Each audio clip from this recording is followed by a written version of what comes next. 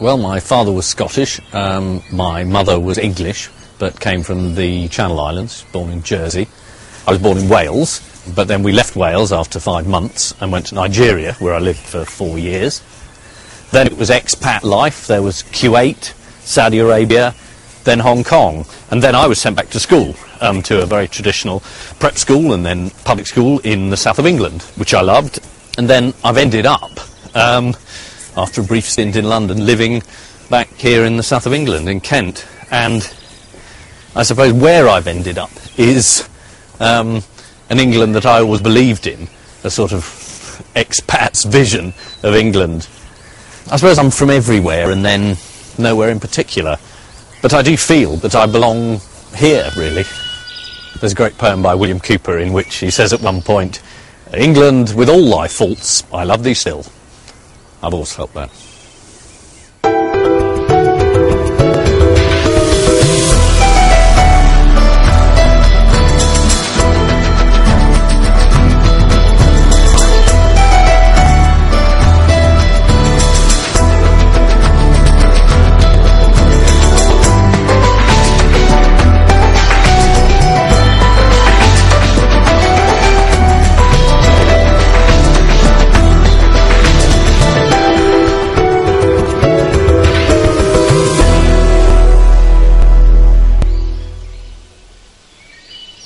Ian Hislop lives in Kent with his wife Victoria, daughter Emily and son William.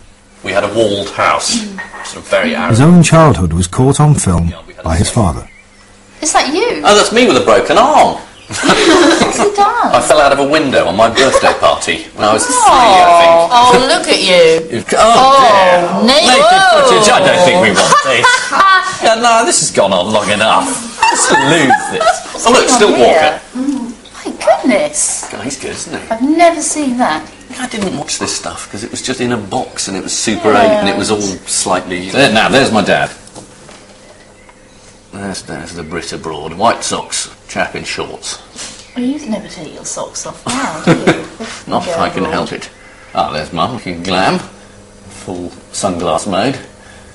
I feel, having watched a lot of the footage, that the camera is essentially pointed the wrong way. We all point the camera at our children, and actually they're the ones who are going to be watching it when they find it in a trunk and it's part of their heirloom, and the camera should be pointing back at us. And I wish there'd been more of my father. I mean, he's behind the camera, or it's just tantalising shots of him.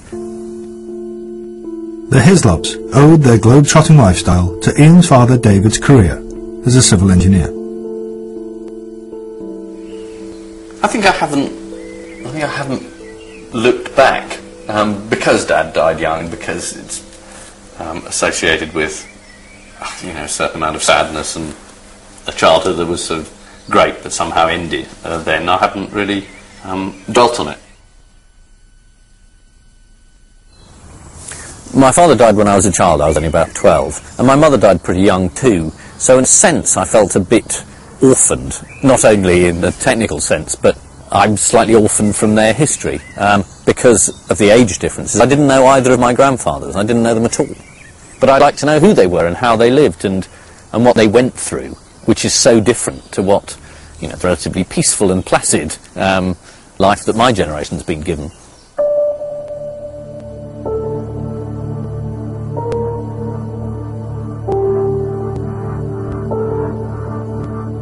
On both sides of the family, Ian's grandfathers were soldiers, fighting for king and country in an entirely different age. Ian's grandfather on his father's side fought in the First World War. Meanwhile, on his mother's side, Ian's grandfather William Beddoes fought as long ago as the Boer War and lived long enough to suffer alongside his daughter during the Second World War. It was the Beddoes' misfortune to live in the Channel Islands. My mother was born here in Jersey, and she grew up here, and she left in her late teens and never really came back. And I think it's because Jersey was occupied by the Germans during the war, and I'm sure that had something to do with it. Jersey was invaded on July the 1st, 1940. It was Ian's mother's 11th birthday. The occupation lasted 5 years. A garrison of 13,000 defended it, from the Allies. One German for every 3 islanders.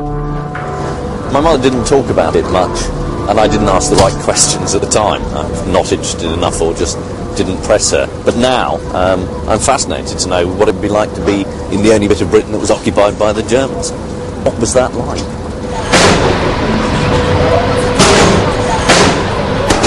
Ian's mother died more than a decade ago, and he last spent time in Jersey as a child on family holidays. So he scarcely knows many of his mother's relatives and childhood friends. Hello. Hello. He said hello. You're so like her. Every time I look at you, I think you've got that wicked smile, that grin. And she had a wicked sense of humour. We can actually from here see where your mother was actually born. Right. Do you see the there a road plaque? going down? No, but it's a blue sign and it says car park.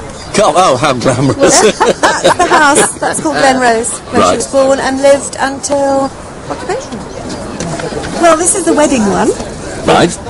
There's you. There's me, and I know the dress was yellow. There's my mum and dad.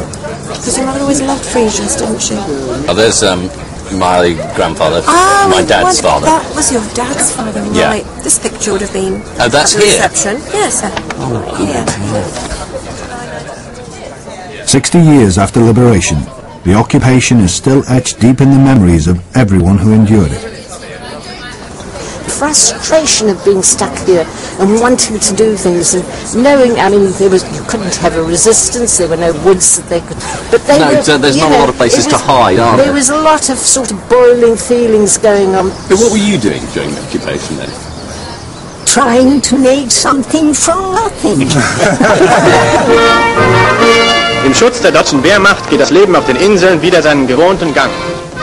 Under the Nazis, Jersey's government, legal system and police force continued, neutered of real power, but struggling to act as a buffer between ordinary people and the German commandant. Jersey's archives house the wartime registration cards the Germans required of each islander. It's a much older picture of my grandfather than I've ever seen. The moustache, less military. I must have known he was in the army. The adults looked worried, unconfident. My mother still looks childish. No, never seen a picture of my mother that young. The ones I've seen start about 18. That's actually her during the war.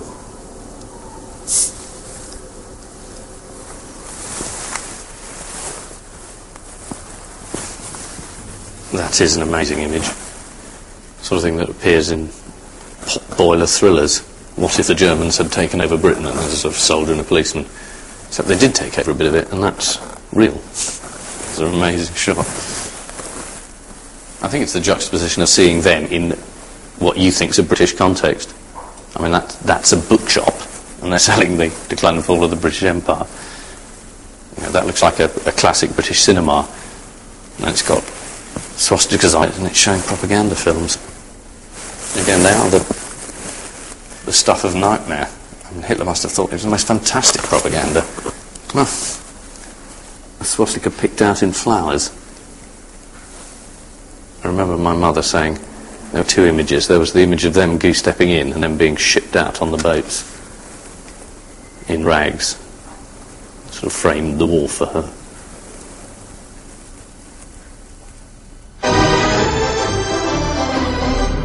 Jersey's favourite summer haunt in the 1930s was St Heliers Lido. Once the war started, most islanders avoided it because it was full of German soldiers. She knew a few swear words. Now Ian's mother's closest school friend, Iris Lefebvre, is taking Ian there to meet some old classmates. Lovely. They're sitting down there. Yes, there they are.